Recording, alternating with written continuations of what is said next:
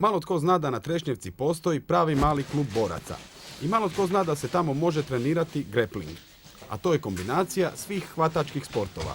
Od klasičnog hrvanja i juda do brazilskog jiu-jitsua. Ovdje je dozvoljeno i poluge i gušenje. Znači treba ga, doslovce kao destruirati protivnika, natjerati ga na bilo koji način. da se on preda, znači natjerati ga na predaju.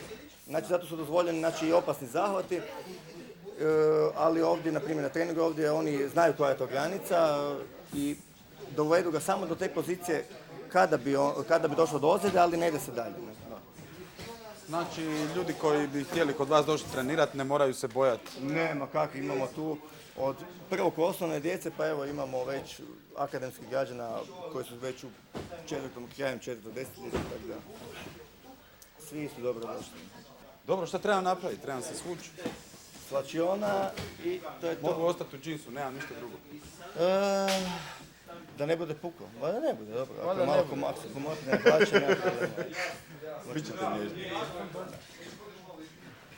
Taj ima bolje od muškog zagrljaja.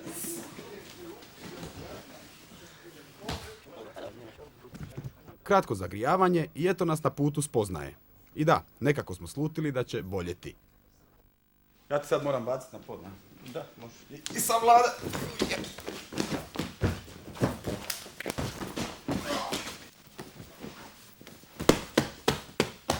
Ok, što se točno dogodilo? Pa evo, to je bio jedan zahvat glave, znači bacanje hrvačko. Ok. Ulazak u protivnika. Bacanje, kretanje, da ne lovi. Ok. Sada se ruka, ta izdvojena, gura pod koljeno, fiksiramo se glava, izdiže kukovima dok se ne natjera na tapkanje. Da, zapravo tvoja snaga kukova je tu puno jača od moje snage ruka. Zakon poluge, pa Zakon poluge, da. može slabiji i jači ga natjerati. Znaš nešto da me baciš skroz preko glave, to sam vidio da dečki rade, sviđa. Pa rade, ali treba biti spreman za to, znači treba prvo vižbavati lakše stvari pa onda teže. Ok, uglavnom da pazim da ne padnem na glavu. Da, glava se stavlja tu na treningu Ok, naprijed. ajmo lagano. Znači, što će se dogoditi.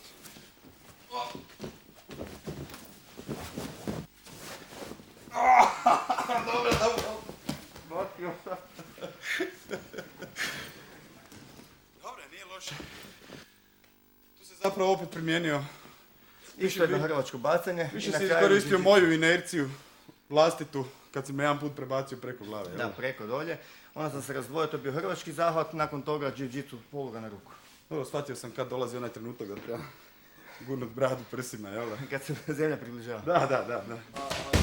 Kad idemo u taj hvat, što prvo trebam napraviti da bi to bilo ispravno? Da bi čovjek uopće došao u situaciju da bi bacio ovdje, treba početne opće stvari. Znači, čim je ruka ovdje, ja Gotovo, da. grabim ruku, već stvaram ulazak za neki sljedeći zahvat.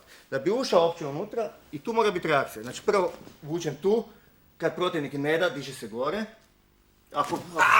Znači, ti ne daš to, jer te to boli, vučeš gore glavu, reagiraj, diži glavu gore. Odmah ulazim unutra kod njega. Da. Sad ga stopčam. Znači, uvijek mora biti akcija-reakcija, a to je jedan dugotrajni proces, ne može to početnik od prvoga. Znači, na svaku sitnicu koju ja pokušam napraviti, da, ima reakcija, da. Ima već odgovor. I taj odgovor dolazi zapravo iz svih hvatačkih sportova. Da, sastavni dio svih. Nema diskriminacije. Judo, jiu-jitsu, brazilski jiu-jitsu. To je sport, znači gdje nema udaraca, gdje su sve hrvačke discipline. I judo, i jiu-jitsu, svaki koji ima neki pravi zahvat koji se da iskoristiti u realnoj borbi, to mi iskorištava. Primijetio sam isto da se troši dosta kalorija. To mjerite u porcijama ćevapa sigurno. Po jednom treningu koliko porcije? 3 porcije? Pa, mi to tjedno gledamo, tjedno mora svaki pojesti 7 porcija ćevapa i... Minimalno? Da, minimalno. Dakle, pripremite trenirke i ponesite koju kintu za ćevape. Sve ostalo čeka vas na Trešnjevci.